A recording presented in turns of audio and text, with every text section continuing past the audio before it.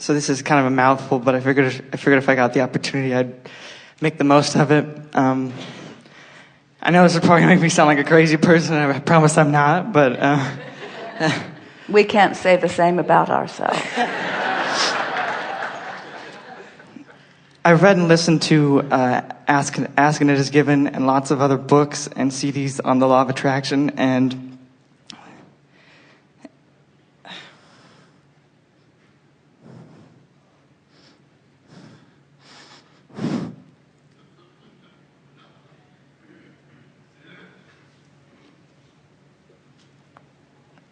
well, none of those books are as good as what's going to happen right now, yeah. But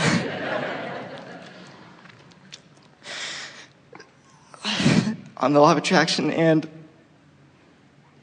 the power of our thoughts and the and now you're snorting in the microphone. I know. I thought as soon as I did it. You can add that to your opening. Put the microphone about this far from your snorter. And how to get the most out of what we want in life, and to really be happy. You would think with all this information and knowledge that I've got that I would feel empowered and better off, but instead I really feel... Well, if we thought that, then we wouldn't have written that book, and then that book, and then that book, and then that book, and then that book. Are you upset with yourself at not getting it the first crack out of the box? Yeah. I feel like with all this knowledge that I've gathered, that I would feel more empowered and better off, but instead I feel really overwhelmed and overthink everything. And I have a lot of stress and anxiety a lot of the time because I worry about the negative thoughts and beliefs and feelings that I have surrounding the things that I want in life. And I worry that because of this, it's keeping me from getting them. I know that, and I have so many dreams and things that I want to experience and have, but I feel really frozen with fear of them not coming true. And I feel like if I don't believe 100% and know that they'll come true and feel good all the time when I think about them, that there's no point in trying or going for anything because of my negative thoughts and beliefs are keeping me from getting it. And it's frustrating because I try really hard. I try really hard to feel good and think positive and feel like there's always that voice inside me that's determined to keep me from being happy, that voice that's constantly comparing me to other people and doubting and worrying and criticizing and overthinking everything that I do and think. And I want so bad to just relax. It's interesting. Did you hear us earlier today? We were talking about how the orbs, and we were talking about how we pick you from the crowd, and that a strong desire causes a very powerful spiking. That's how we saw you. In fact, somebody else tried to get in your chair, and we said, "No, not you." So she's worried about you dripping on the microphone. So, as we saw you, the energy of your desire, even though you are a bit as you've described, in that you are worrying about things, so there is a strong tug of war, which is evidenced by the way you're feeling and even about the way that you were reading there. But the desire is so strong that it will prevail.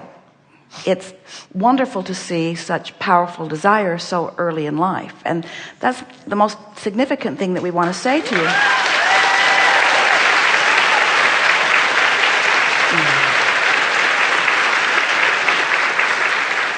Is that you hit the ground running coming in. In other words, you came with powerful desire. Now, as you listen to us for a little while through the books or the recordings or even in this gathering today, you're going to remember or reawaken to something that you already know, that when you've got strong desire, and you're not going along with it, that desire is really uncomfortable. And yet you, and we do it too, are making a bigger deal than we want to out of not going along with it, because the not going along with it is just a byproduct really of the environment in which you've been living. It isn't that. Someone said to us they were concerned about their teenager and really wanted to protect their child from experiences that they had found to be unpleasant when they were young, and wanted us to help them find a way to guide the child so that they didn't have to feel any of this angst and stuff that you're feeling. And we said, we wouldn't help you if we could, because we know that in all of that discomfort, this is the time that you're putting big time stuff into your vortex. And sometimes powerful energies come into physical form intending to understand and teach through the clarity of their example in a very powerful way. And when that happens at early ages, they scrutinize life in a more detailed way than most anybody does, finding more problems and therefore putting more solutions, finding more questions and therefore putting more answers. And that's precisely what's going on with you. You have, at an earlier age than we nearly ever acknowledge. We're not going to say you're the one and only or that you are the absolute exception, but you have put more into your vortex at this early age of your life than almost anybody that you will ever meet. And now you're feeling the pull of not being able to just at the drop of the hat go right in there, but you need some life experience in order to work your way in. So you didn't ask for a feathered nest, and you didn't understand for complete understanding, because if you'd come forth into this physical body knowing everything in the way that you're coming to know it even now, you wouldn't have put nearly as much into your vortex, and there wouldn't be nearly as much wonderful things that are going to evolve for you as you're moving through life experience. So everything that you're feeling here, we could boil it down to just a handful of statements that go like this. I wanted in a very powerful way, exposed myself to enough contrast and in the process of that, I have come upon an inordinate amount of self-doubt. And the reason that I have an inordinate amount of self-doubt is because I have a vortex that is so progressive with so many wonderful things. And when I catch up with it, and I will, I'm going to soar really far, really fast at a really young age. It's sort of like just compressing things so that a lot more happens fast. You get a sense of what we're talking about? Mm-hmm. Now, let's get to the details of what you can do about it, because we found you articulate, and we know that you have the ability to think and focus. But we also know that you're like almost everybody else that you'll ever meet, where you let what is train your vibration.